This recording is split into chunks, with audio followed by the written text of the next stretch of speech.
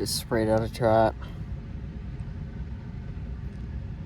Shot straight into my eyes.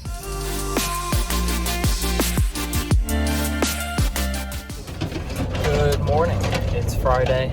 I just finished my first call, which was a pilot not staying lit, and it's a steam boiler. The heat exchanger is cracked, or has a hole in it. But I'm on my way now to an AC maintenance for a customer that has been a customer for a while, and he's got, I think he has 5 AC systems, and I'll be doing maintenance on his boiler too, but see if I can record anything for the AC maintenance. Okay, so here are 4 of his units, and there's one on the other side. Typically they're covered, but I don't see any covers on them, obviously, so first thing I'm doing is I'm taking a peek at the coils. It's pretty dirty. Got this one, pretty dirty. Bosch coils, not too bad. I'll definitely rinse it, and we'll clean out all the gunk from inside the units. Got it in all of them. Take a look at this coil. This one is pretty clean. I believe I cleaned this one last year, but I'll rinse it through anyway. Let's see what this side looks like. No, and I might as well just clean them all. I don't know if you could even see it anymore, but I'll pull out all my disconnects and we can start taking them apart. Oh, look at this, that's filthy on the Bosch.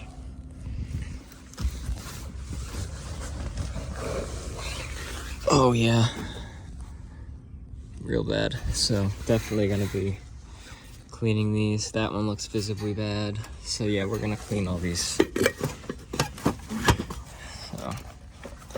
actually I should be doing this the right way, which is with this hand. That hurt. This is why I like switches better. Disconnect switches. Stupid plastic covers fall off, and the plugs get harder and harder to pull. And make sure that I put it in the off position so I don't lose it. I'll do that for the rest of them. Okay, so I took all my screws off on all of our top covers, as well as our electrical compartment panels. And I have all my screws in that nice little magnetic cup there. And let's see, this is our fan on the Bosch. Let me jump down. And it's got this weird terminal thingy where you actually have to push out this tab right here with something. Pull it with the... It's a pain, but I'll push out that tab. I will snip my zip tie, get rid of that, and then I could pull the fan out. It just slides right off. Right there, there's our wire, this little black one. But yeah, I gotta pull this out. Okay, took the cover off this one. I put the electrical cover back on because this is like over $1,000 control board and I don't want to get that wet. I'm gonna do the same with these. I put the fan far away so it won't get wet. But the reams, Ruud's, whatever brand they say they are, Ruud, you have to actually disconnect the wires. It's not just a plug. And our fan is our red, our black, and our orange, our black, and our brown. So I'll have to snip this zip tie.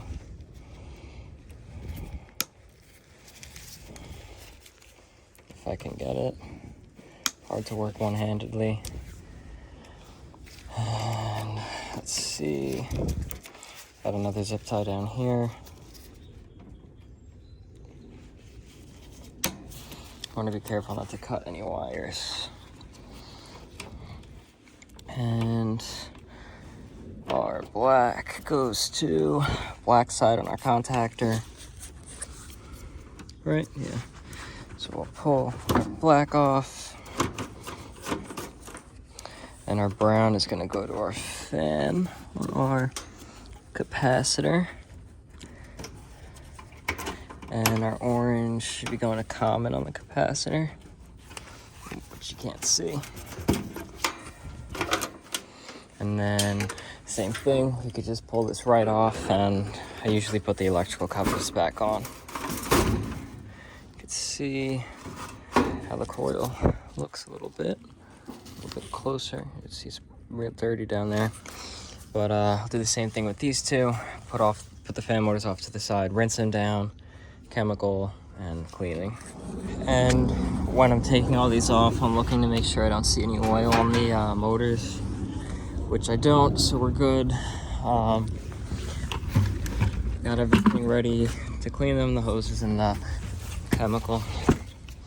But just reach into here and grab all this debris out, the leaves.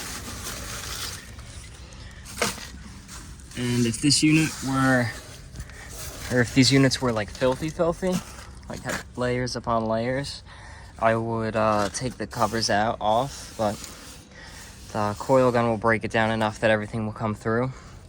And I don't have to be worried about dirt plugging up the bottom of these because it's lifted off the ground, no dirt's in there. So I'll be good without completely disassembling them. But I'll do the rest of this off camera because I need both hands. Okay, I got my hose hooked up to his hose. And this is a long run of hose.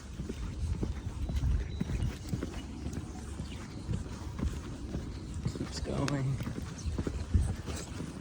And going.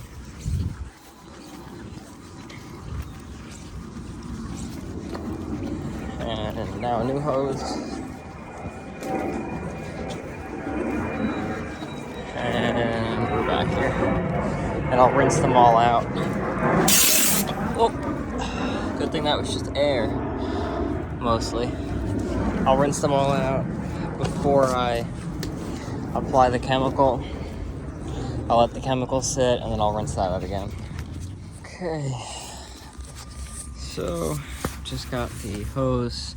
It's hard to kind of show this, but this is what I'll do first. Try to blow most of like the solid stuff out. And once I get the majority of it out, that's when I'll apply the chemical. And see, this side's not too bad. It's really the back side that's bad, but I rinse it off anyway. I'll also rinse out like the smaller debris. I usually spray down on the coil so the debris not bouncing up into the coil. And it finds its way out.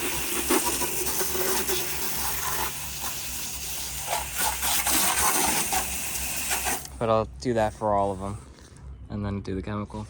Okay, so they're all rinsed out and you can see all that crud that comes out of them kind of sticks on the fins. That'll come out though, but I don't know if you can really tell, but just with a rinse it's much better on all of them. So we'll get the chemical on them, let the chemical sit, and then rinse them out. Use the maximum strength brightener cleaner. It's not acidic. Usually I put like 12 ounces in it for extra strength. But I put whatever, 12, 24, 36, 42 ounces in it and just less water. And then I'm gonna set the dilution ratio for more water. That way this could last me for all 4, so I don't have to keep refilling it. Okay, I finished applying the chemical. I always rinse out that gun really well. That's what Mike always does. And the chemical's just sitting on them. You can see it breaks everything down, how yellow it turns from all like the sludge that it's breaking down. I guess I don't know if it's algae or moss or whatever, but it works really well. and we'll let it sit on there for a while. I think you're supposed to let it sit for 15 minutes and then rinse it all out.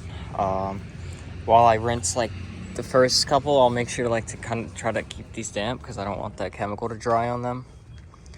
But yeah, you can really see it. It's satisfying to see the dirt and stuff actually coming out of it. You can really see how good this stuff breaks everything down. It's like completely cleaning the concrete too. But I'm not gonna record rinsing it out because that's kind of a given. But I'll show you how clean they are after. And landscapers are here now, but while these all dry out, I'm showing you on the Bosch because that's the easiest one to show you on. Oh, I gotta rinse off that still a little bit on here, how much better it is. It's not perfect. The coils are a little bit like brittle, but I'm gonna test all the capacitors now since I could see them and I know what they're gonna be rated for. Yeah, you can see it. And if any are bad, then I'll have to swap them out. So here we have a 35.5 capacitor. Put this down, see if I can do it one-handed. I know which is Herm and which is fan, but I got my meter set on ohms. I need it on capacitance, nanofarads. And let's see, can I do this with one hand? Okay, that's our fan, got 5.07, that's good.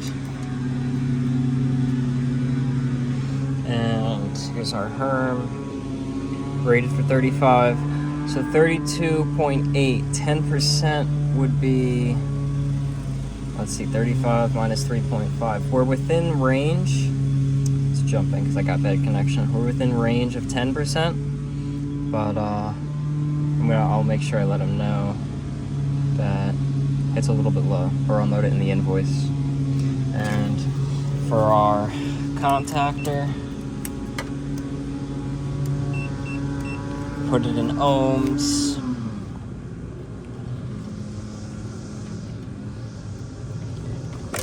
Only got to pull one off, and we want to make sure it doesn't touch any metal. So I'm gonna tuck it under my meter. These are plastic, so it's okay. And let's see if I can get this one-handed.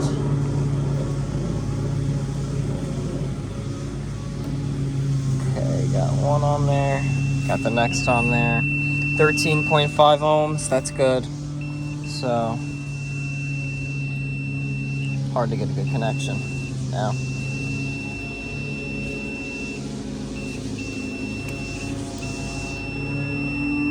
$13.5, so we're good on that. I can reconnect my wire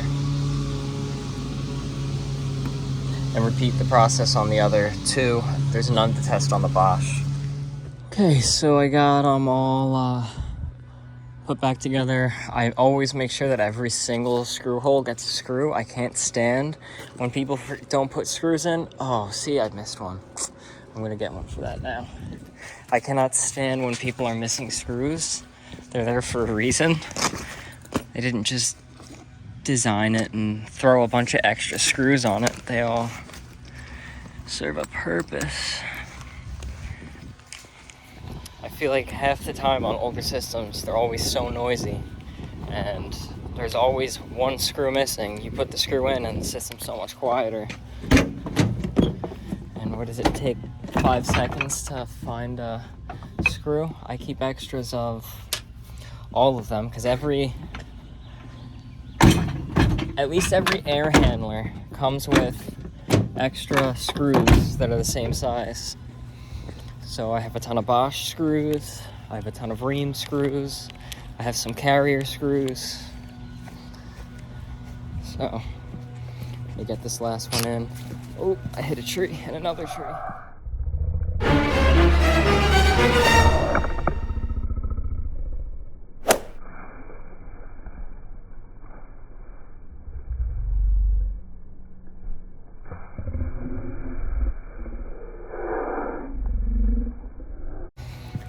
and the Bosch is actually running right now. Now every single screw is in. Let me make sure. Yeah. So, wonder if it's discharging any heat. Not really. But the coil's also still wet. So, I can move on to inside. I had to wait to go inside anyway. Wasn't available till 11. It's like 11:20 now, so. Check out everything inside. I have drain gun, blow out his drain lines, and condensate pan treatment. So you could actually, no, I'm gonna use this spray. I'd rather use this spray. I'm gonna get the Viper coil gun, Viper coil spray. Viper drain pan spray. Okay, so it's tight spot, but I just blew this trap out. And here's the stuff I was talking about, the pan and drain treatment.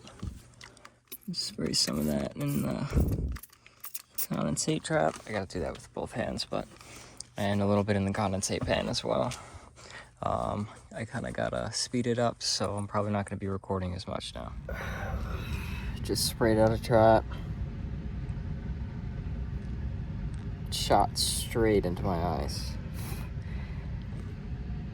That was fun.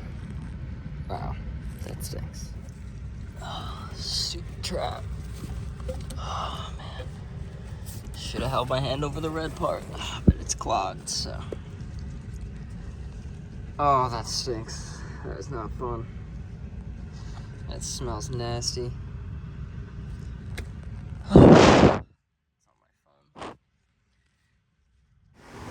Okay, hopefully you can hear me over the units, but you see, got my gauges out, scales hooked up. I mean, we were pretty close to empty on this one. So we're gonna do sealant with the dye in it and give them refrigerant. Already at 4.2 pounds. Looks like we're gonna be going a little bit more. And then the sealant, which has the dye in it. If it doesn't seal it up, then the dye will help us find it later. But it's substantially low. And the other ones seem to be cooling okay, discharging heat okay. Maybe I'll be checking this one too. But we'll see what happens. Okay, so we're finally getting some better subcooling. Bouncy pressures, 7.6 pounds. I'm gonna let this sit for a while. Probably be okay there and add some sealant. But yeah, the pressure's bouncing a good amount. So we'll see what happens. We'll monitor it. Okay, so that went well. I've been here multiple times. He's a long-time customer. He owns a lot of properties, and we also service his properties. I think I have some videos of doing some repairs and maintenance At for him. the stop sign, turn right onto Harbor Road. He tipped very generously. He always does. And it is what it is. Hopefully that refrigerant lasts him. Maybe the sealant will work. If not, we'll do leak detection. Maybe we'll even just replace the system. I know we put a Bosch, well, I didn't do it, but Mike had put a Bosch system in. That was the Bosch on the right-hand side. But it's a nice area that I'm in, by the water. I'm heading towards Mike and Peter. They need some things out of this truck, I think, for pool heater they're installing. And that's gonna be it. So hopefully you enjoyed watching. If you did, like the video, comment any advice or criticisms or feedback, and subscribe. Thanks for watching.